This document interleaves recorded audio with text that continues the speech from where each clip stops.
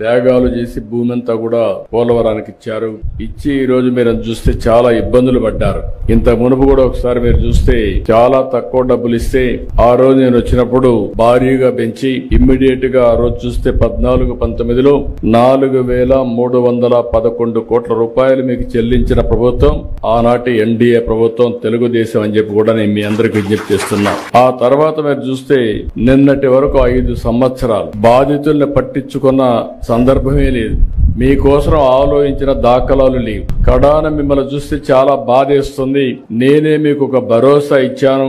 దానికి కూడా కారణం మీరు చూస్తే 7 మండలాలు తెలంగాణలో ఉండే మండలాలు విభజన జరిగిన తర్వాత మొట్టమొదటిసారిగా ప్రధానమంత్రి గారితో మాట్లాడి ఈ పోలవరం ప్రాజెక్టు పూర్తి కావాలంటే 7 మండలాలు ఆంధ్రప్రదేశ్ కి ఇస్తే తప్ప సాధ్యం కాదని ఒప్పించి ఆ రోజు ఈ మండలాలు తీసుకొచ్చాం. అది నాకు ఒక నైతిక బాధ్యత అని చెప్పి